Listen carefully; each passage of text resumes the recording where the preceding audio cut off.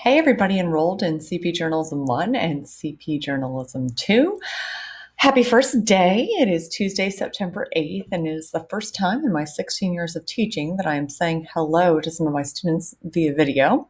But that's okay. I'm excited and ready to tackle what we have ahead of us.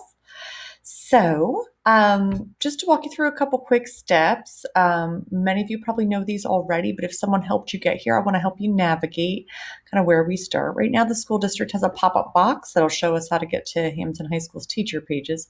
But for the district page, you should be able to go down to Hamilton High School. Close this baby again. And then once you're there under academics, our teachers. And then we're going to find Stacy Hurst. There I am. Okay. And if you got to this point, you probably already saw my tab that gives you the directions on what you are doing today.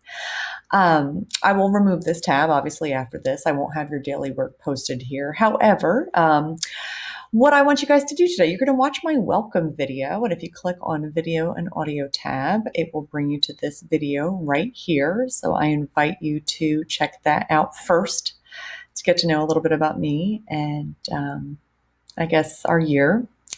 Let's go back to this list.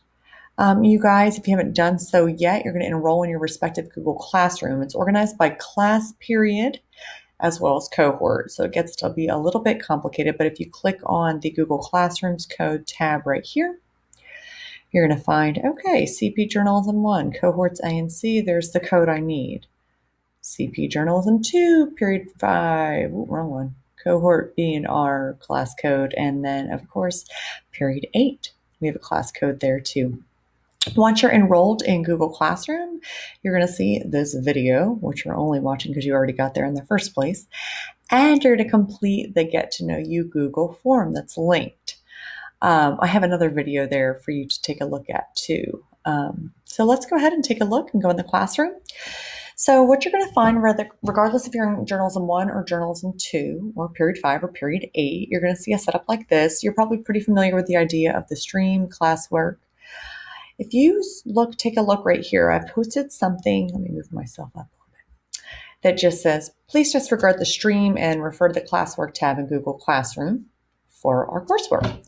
So one thing I learned in the spring is that the stream can get pretty cluttered and it looks pretty overwhelming, even though it's the first thing that students get to look at when they are coming on to their class in Google. And so unfortunately, I can't make the stream go away, but I can ask you to please disregard. And I would like your first step in our work to always be to go here. Okay. So my game plan this year is something I adopted in the spring with my classes last year. You're going to see units that are set up according to the week. Okay, so the first day of this class or this particular week is today, September 8th, and so I'm calling this week 1. And you're going to see underneath it an assignment that's titled Tuesday, 9/8/20. If you click on that, here's where we're going to find our work for today, also outlined. So I have you guys watching this very same video. I have you guys watching the Washington Post Super Bowl ad, okay? It's rather brief. I'm going to play it in a moment. It's just a minute long. And I want you to just think about it because we're going to have a discussion about it in class tomorrow when you come here or come to school. And then lastly, you're going to fill out a Get to Know You form that also includes a news attitude survey. I like to kind of see where my students are at when it comes to the news media and journalism as a field before they come in. And so let's go ahead. We're going to take a look at this Washington Post Super Bowl ad as a group. When we go off to war, when we exercise our rights, when we soar to our greatest heights, when we mourn and pray, when our neighbors are at risk, when our nation is threatened, there's someone to gather the facts, to bring you the story, no matter the cost.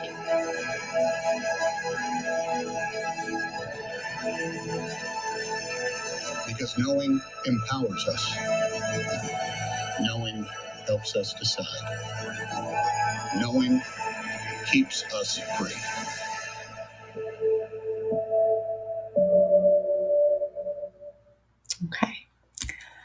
So we will discuss that tomorrow, but I wanted you to take a look at that as your first thing today.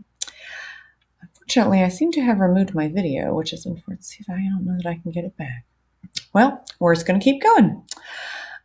What you're going to find next is a get to know you survey that I'd like you to complete. It's going to contain some of your typical get to know you stuff, and I know that many of you are doing that probably in all your classes. You got to see my welcome video. You get to learn a little bit about me, and now I'm going to get some insight into you as a learner and as a news consumer, since you're going to be a news creator in this year's class.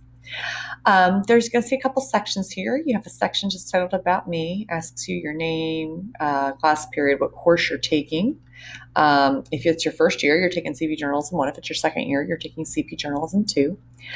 Your preferred gender pronoun, your birthday. I do like to celebrate when people are born. We celebrate your life, and so I do hope that I didn't miss any in early September. I'll have to take a look at my rosters. I asked a little bit about your situation on remote days, as well as what your typical day looked like during the spring's period, last spring, that period of remote instruction and quarantine. I ask a couple questions about learning preferences, just to give me a sense of what you feel like, what subjects you really like or enjoy, what subjects are most challenging for you in the rest of your schedule. I ask a couple questions about your learning style. And if you happen to have me for CP English 3 in addition to this elective, I apologize. A lot of this looks familiar, but not all of it, I promise. Outside the classroom, I want to learn a little bit about you involved in sports or work. Music, I ask a question or two about that. In your postgraduate plans, what you plan to do after high school. And if all of these questions stress you out, you can just click, I have no idea what my plans are. Stop asking me to figure out my life on this survey. Thank you. All right, this next section is what I call a news attitude survey. Now, my students that are taking this for the second time, you took this on paper last year, but I would imagine that our attitudes toward the news are constantly evolving as we grow and develop and mature and experience all the craziness of the world that we live in. So you're going to see a series of statements. These questions don't come from me. They come from something called, it's a book by a guy in the industry known as Tim Harrower, and he created a couple resources and texts that I use, but I've adapted it for our coursework. So you're going to get a lot of questions about how you typically think of the news and the government's relationship to journalism as an industry and the news media. Your habits are going to be asked about. If you don't know who any of these people are, just look them up. If you're not familiar with names like Trevor Noah or Lester Holt or Huda Kapdi or Bob Woodward, he's a really famous journalist from the 70s.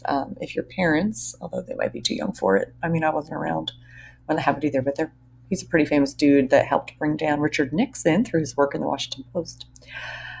News, in terms of your attitudes, whether you believe the news is biased, versions that you tend to believe, what adjectives you would use to describe news.